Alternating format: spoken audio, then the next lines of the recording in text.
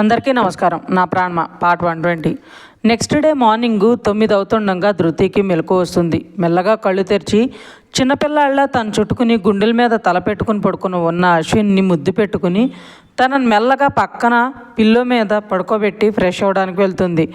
ధృతి తలస్నానం చేసి జుట్టును ఆరబెడుతుంటే ఆ వాటర్ వెళ్ళి అశ్విన్ మొహం మీద పడి తనకు మెలకు వచ్చి లేచి ధృతి దగ్గరికి వెళ్ళి తనని గట్టిగా పట్టుకుని తన భుజం మీద తలపెట్టి కళ్ళు మూసుకుని, అప్పుడే లేకుంటే ఇంకాసేపు పడుకోవచ్చు కదా బుడ్డి, నైట్ అసలు నిన్ను పడుకోనివ్వనే లేదు కదరా నేను అంటాడు. ధృతి నవ్వుతూ సైడ్కి తలని తిప్పి అశ్విన్ తల మీద చెయ్యేసి దగ్గర తీసుకుని అశ్విన్ బొగ్గ మీద ముద్దు పెట్టి, ఈరోజు అన్నయ్య వాళ్ళ ఇంటికి వెళ్ళాలి కదా అశ్విన్ గారు, మనమేమో చాలా దూరం వచ్చేసాం, మనం అక్కడ లేకుంటే అందరూ ఏమనుకుంటారు చెప్పండి అంటుంది. నేను నందిని ఆంటీకి అత్తయ్యకి చెప్పే వచ్చానులే బుడ్డి, కంగారు పడకురా అని తను కూడా బొగ్గ మీద ముద్దు పెడతాడు. అయినా మనం అక్కడ లేకుంటే అస్సలు బాగోదు అశ్విన్ గారు, ప్లీజ్ మీరు వెళ్ళి రెడీ అవ్వండి, మనం వెళ్దాం ఇప్పుడే అంటుంది. మొత్తం 3 రాత్రులు అంటారు కదా బుడ్డి, అదేదో ఇక్కడే చేసుకుని వెళ్దాం అంటాడు అశ్విన్ కన్ను కొడుతూ. మీ చెల్లికి పెళ్లి జరిగితే అదేదో నీకు పెళ్ళైనట్టు కొత్త పెళ్లి కొడుకులా కోరికలు ఎక్కువయ్యాయి, కానీ వెళ్ళి రెడీ అవ్వండి అంటుంది అశ్విన్ని తోస్తూ. అశ్విన్ నవ్వుకుంటూ, అంతేగా మరి, పెళ్ళైన 11 monthsకి పెళ్ళంతో ఫస్ట్ నైట్ చేసుకుని ఇప్పుడిప్పుడే రొమాన్స్ చేస్తుంటే అప్పుడే ఎలా వదలాలనిపిస్తుంది, అందుకే నువ్వు కూడా నాతో పాటురా అని తనను కూడా బాత్రూంలోకి లాక్కెళ్తుంటాడు. అబ్బా అశ్విన్ గారు వదలండి, మీరు ఇలా అల్లరి చేశారనుకోండి అని ధృతి అంటుంటే అశ్విన్ ధృతిని మీదకి లాక్కుని తన నడుం చుట్టూ చేతులేసి దగ్గర కదుముకొని, ఇప్పుడు చెప్పు, నైట్ టెన్షన్ పడ్డావని లైట్ ఆఫ్ చేశా, నేను చేసేదానికి అడ్డు చెప్పావనుకో ఇక మీదట నైట్ బదులు మార్నింగ్ ప్రోగ్రాం పెడతా అంటాడు కన్ను కొడుతూ. ధృతి అశ్విన్ భుజం మీద కొడుతూ, మీకు అసలు సిగ్గే లేదు, వదలండి అంటుంది చిరుకోపంగా. పెళ్ళాం దగ్గర సిగ్గుపడితే పనులు అవ్వవు బుడ్డి, చూడాలనుకున్న అందాలు కూడా చూడలేము అంటాడు. ధృతి అశ్విన్ని వెనక్కి తోసి, 10 నిమిషాలు టైం ఇస్తున్నా, ఆ లోపు రెడీ అయి రాలేదనుకో, ఫస్ట్ నైట్ ఎలాగో 11 months తర్వాత జరిగింది, ఈసారి సెకండ్ నైట్ మళ్ళీ 1 year తర్వాత ప్లాన్ చేస్తా, ఆ తర్వాత మీ ఇష్టం అని బయటకు వెళ్ళిపోతుంది. అశ్విన్ వెళ్తున్న ధృతిని చూసి, రాక్షసి, ఇంటికెళ్ళా చెప్తానే నీ సంగతి అని డోర్ వేసుకుంటాడు. ధృతి నవ్వుకుంటూ అశ్విన్ వచ్చేలోపు తలారబెట్టుకుని జడ వేసుకుని రెడీగా ఉంటుంది.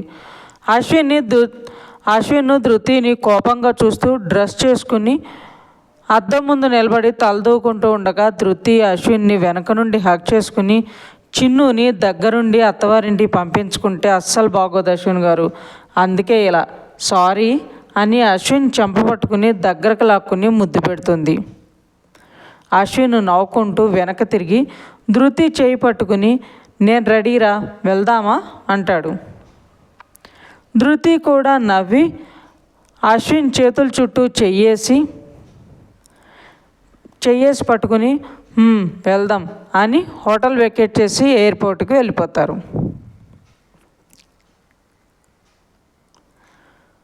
వైజయంతి గారు ప్రభాకర్ గారు మాట్లాడుకుంటూ హాల్లో కూర్చుని ఉంటారు. రోహను అప్పుడే కిందికి వస్తూ వీళ్ళ సీరియస్ డిస్కషన్ చూసి, ఏమైంది మామ అని అడుగుతాడు. ప్రభాకర్ గారు వైజయంతి గారిని చూసి చెప్పు అన్నట్లు సైగ చేస్తారు. వైజయంతి గారు, కన్నా నీకు ఒక సంబంధం చూసాం అని తడబడుతూ చెప్తూ రోహన్ ఫేస్లో ఎక్స్ప్రెషన్ చూస్తారు. రోహను వైజయంతి గారు పడుతున్న ఇబ్బందిని చూసి వెళ్ళి ఆవిడ పక్కన కూర్చుని ఆమె భుజం మీద పడుకుని, మీకు ఇష్టమైతే నాకు ఇష్టమే అత్తమ్మ, మీకు ఎలా నచ్చితే అలా చేయండి అని చెప్పి అక్కడి నుండి బయటకు వెళ్ళిపోతాడు.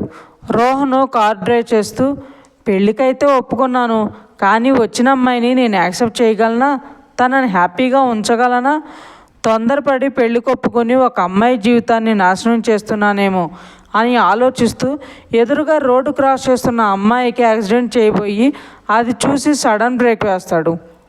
అప్పటికే అమ్మాయి కింద పడి లైట్గా కాలికి దెబ్బ తగిలి ఉంటుంది. రోహన్ కోపంగా కారు దిగి ఎదురుగా ఉన్న మౌనిని చూసి, ఏ నీ చావడానికి నా కారే దొరికిందా? ఎప్పుడు చూడు కారుకి అడ్డంగా దూరతావు. అయినా రోడ్లో ఎలా పడితే అలా తిరగడానిక నిన్ను మీ ఇంట్లో వాళ్ళు బయటికి పంపేది? కొంచెమన్నా కామన్ సెన్స్ అక్కర్లేదా అని అరుస్తూనే ఉంటాడు. అప్పటి వరకు మౌని కాలు దెబ్బ తగిలిందని ఏడుస్తూ చూస్తున్న వేదిక కోపంగా లేచి, హలో మిస్టర్, నోరుంది కదా అని ముందు వెనక చూసుకోకుండా నోరేసుకుని పడిపోవడం కాదు, అసలు తప్పెవరిదో చూసుకోవాలి, ఒకసారి రైట్ అని ఇచ్చుకోండి అంటుంది. రోహన్ చిరాకుగా వేదికను చూసి పక్కకు తిరిగి చూసి, ఓ షిట్ అంటాడు. ఇప్పటికైనా తెలిసిందా తమరిదే తప్పని? అక్కడ సిగ్నల్ పడింది. జీబ్రా క్రాసింగ్లో రోడ్ క్రాస్ చేస్తున్న మా మౌనిని సిగ్నల్ పడ్డా కూడా ఆపకుండా రూల్స్ బ్రేక్ చేసి కారు వేసుకుని వచ్చి గుద్దింది మీరు, మళ్ళీ మా మౌనిని అంటారే? ఓ తమరికి కారు నడపడం రాదా అంటుంది వెటకారంగా. రోహన్ సీరియస్గా వేదికను చూసి మౌని వైపు తిరిగి, ఐఎమ్ సారీ అంటాడు. మౌనిక చిన్నగా స్మైల్ ఇచ్చి పర్వాలేదన్నట్లు కళ్ళారుతుంది. వేదిక అది చూసి, మౌని నువ్వుండు, డబ్బుంది కదా అని కనిపించిన వాళ్ళని ఎలా పడితే అలా మాట్లాడే వాళ్ళని అలా వదిలేస్తే ఎలా అని సీరియస్గా అంటుంటే అక్కడికి విక్రమ్ వచ్చి మౌనిని అలా చూసి, మౌని ఏమైందిరా, కాలికి చూడు ఎంత పెద్ద దెబ్బ తగిలిందో అని కోపంగా వేదిక వైపు తిరిగి, నీకు అసలు బుద్ధి ఉందా?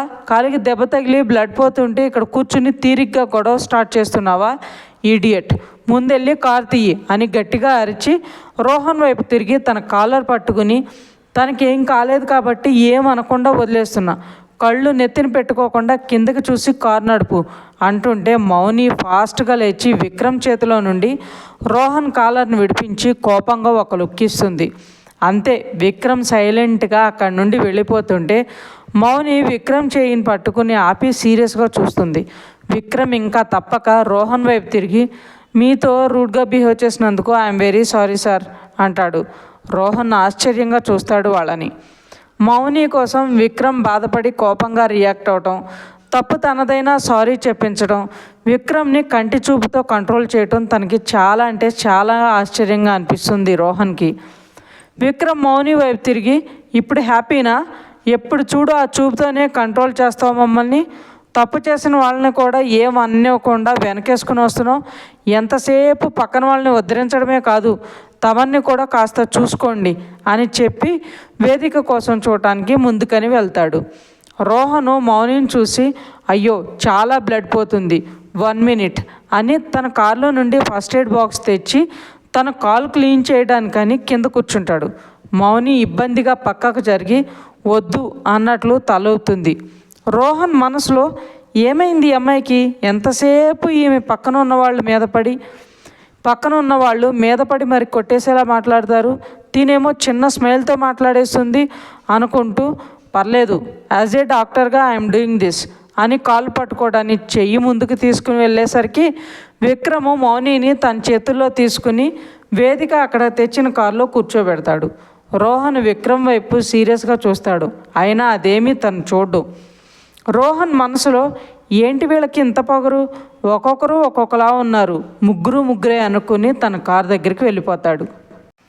రోహను కారు తీస్తుంటే మౌని వాళ్ళ కార్ని తన ముందుకు రావడంతో మౌనిని చూస్తాడు. తన కారులో నుండే రోహన్ వైపు చూసి సారీ అన్నట్లు పెదవి కదుపుతుంది. రోహను తన్ని అలానే చూస్తూ ఉంటాడు. విక్రము, వేదిక, మౌని అక్కడి నుండి హాస్పిటల్కి వెళ్ళిపోతారు. కారులో వేదిక డ్రైవింగ్ చేస్తూ, చూడు మౌని, ప్రతిసారి మంచితనం పనికిరాదు, నీ పద్ధతి మార్చుకుంటే బెటర్ అంటుంది. విక్రము మాట్లాడకుండా బయటకు చూస్తూ సీరియస్గా ఉంటాడు. మౌని విక్రమ్ని గమనించి తన భుజం మీద తలపెట్టి పడుకుంటుంది. అప్పటి వరకు సైలెంట్గా ఉన్న విక్రము మౌనిని, వేదికని చూసి, నాకంటూ ఉంది మీరిద్దరే, అలాంటిది మీకేమైనా అయితే నేనెలా ఉంటాను అంటాడు. నేను చెప్తూనే ఉన్నాను అలా రోడ్లో వెళ్ళకు, నేను కార్ని అటు సైడు తీసుకువెళ్తాను అని. అక్కడ ఒక ఓల్డ్ లేడీ ఇబ్బంది పడుతుందని సిగ్నల్ పడగానే పరుగును దిగి వెళ్ళిపోయింది అంటుంది వేదిక. నువ్వు ఇచ్చిన పనుల వల్ల మీరు వెళ్ళిన ప్రతి చోటికి నేను రావడం కుదరదని ఈ దెయ్యాన్ని నీకు తోడుగా పంపిస్తుంటే ఇదేమో నీ గురించి మర్చిపోయి దారిని పోయే వాళ్ళందరూ సైడ్ కొడుతూ కూర్చుంది అంటాడు కోపంగా. వేదిక ఆ మాటకి కారు పక్క కాపి వెనక్కి తిరిగి, నన్నే దెయ్యం అంటావా చెత్త వెధవ నిన్ను అని విక్రమ్ని జుట్టు పట్టుకుని మరీ కొడుతుంటుంది. విక్రము వేదిక చేతులు పట్టుకుని, నువ్వు దెయ్యానివి కాదే, అంతకు మించి నీ శాడిజం ఆపి ముందు హాస్పిటల్లో పోని కార్ని అంటాడు. వేదిక ఓ సారీరా అని మౌని చెప్పి కారు స్టార్ట్ చేస్తుంది. మౌని వీళ్ళిద్దరిని చూసి నవ్వుకుంటూ ఉంటుంది. వేదిక మనసులో, నాకు నువ్వుండగా ఇంకొకరితో నేనెందుకు సైడ్ కొడతానురా, స్టూపిడ్ ఫెలో, నువ్వెప్పుడు నన్ను లవ్ చేస్తావో, నన్ను ఎప్పుడు అర్థం చేసుకుంటావో అనుకుంటూ ఉంటుంది. అలా అందరూ హాస్పిటల్కి వెళ్ళి మౌనికి ట్రీట్మెంట్ చేయించి ఇంటికి తీసుకెళ్తారు. చిన్నుకి మార్నింగు మెలకు వచ్చి పక్కన దివిత్ను చూసి సిగ్గుపడి ఫ్రెష్ అవ్వడానికి వెళ్తుంటే దివిత్ చిన్నుని వెళ్ళనివ్వకుండా మళ్ళీ తన మీదకు లాక్కుంటాడు. చిన్ను, మీరు కూడా లేచారా అంటుంది. నువ్వు కదిలేసరికి నాకు కూడా మెలకు వచ్చిందిలే, కానీ ఎక్కడికి మెల్లగా లేచి వెళ్తున్నావు అంటాడు. ఎక్కడికి ఏంటి, స్నానం చేసి కిందకి వెళ్ళాలి కదా, ఇప్పటికే చాలా లేట్ అయింది, అందరూ ఏడిపిస్తారు అంటుంది. దివిత్ చిన్నుని ముద్దు పెట్టుకుంటూ, ఎవరుమా నిన్నేడిపించేది, అయినా కొత్తగా పెళ్ళైన జంట ఎలా ఉంటుందో వాళ్ళకి తెలీదా ఏంటి? అలా కాదు దివిత్ గారు, మనం మళ్ళీ మీ ఇంటికి వెళ్ళాలి కదా, అందుకే త్వరగా రెడీ అయ్యి కిందకి వెళ్తాను అంటుంది చిన్ను. దివిత్ చిన్ను తలని ఢీకొడుతూ, మీ ఇంటికి కాదు మన ఇంటికి అంటాడు. చిన్ను సారీ అంటుంది. నీ సారీని యాక్సెప్ట్ చేయను అంటాడు. చిన్ను కంగారుగా, ఇంకెప్పుడు అలా అనంది దివిత్ గారు ప్లీజ్, ఏదో పొరపాటుగా వచ్చింది అని అంటుంటే దివిత్, నీ సారీని యాక్సెప్ట్ చేయాలంటే నాదొక కండిషన్ అంటాడు. చెప్పండి, ఏదైనా చేస్తాను, మీరు మాత్రం నా మీద కోపంగా ఉండకండి అంటుంది చిన్ను. దివిత్ నవ్వుతూ, ఎందుకు మా అంత కంగారు, నేనేదో సరదాగా అన్నాను, అయినా నీ మీద నాకెందుకు కోపం ఉంటుంది చెప్పు, నీకోసం నా కోపాన్ని కూడా నేను తగ్గించుకుంటాను, దానివలన ఎవరు బాధపడకుండా చూసుకుంటాను, సరేనా అంటాడు. చిన్ను అని దివిత్ మెడ చుట్టూ చేతులేసి పట్టుకుని తన ఎదపైన తల పెట్టుకుని పడుకుంటుంది. ఇప్పుడు మాత్రం నా కండిషన్ ఒప్పుకుంటేనే నీ సారీని యాక్సెప్ట్ చేస్తాను, చెప్పమంటావా అంటాడు దివిత్. చిన్ను, చెప్పానుగా మీకోసం ఏమైనా చేస్తానని అంటుంది. దివిత్ చిన్నుని మరింత దగ్గరగా తీసుకుంటూ, నైట్ చేసిన పనిని మళ్ళీ చేసి ఇద్దరం కలిసి ఒకరికొకరు హెల్ప్ చేసుకుంటూ స్నానం చేద్దాం అంటాడు కన్ను కొడుతూ. చిన్ను దివిత్ మాటలకి సిగ్గుపడుతూ తన మీద నుండి లేచి వెళ్ళిపోవడాన్ని చూస్తుంటే దివిత్ చిన్నుని బెడ్ మీద లాక్కుని ఇద్దరికి దుప్పటి కప్పేస్తాడు. ఇంకా ఉంది ఫ్రెండ్స్, మీకు ఈ స్టోరీ నచ్చినట్లయితే లైక్ చేయండి, సబ్స్క్రైబ్ చేయండి. ఇంతలా ఆదరిస్తున్నందుకు థ్యాంక్ యూ సో మచ్.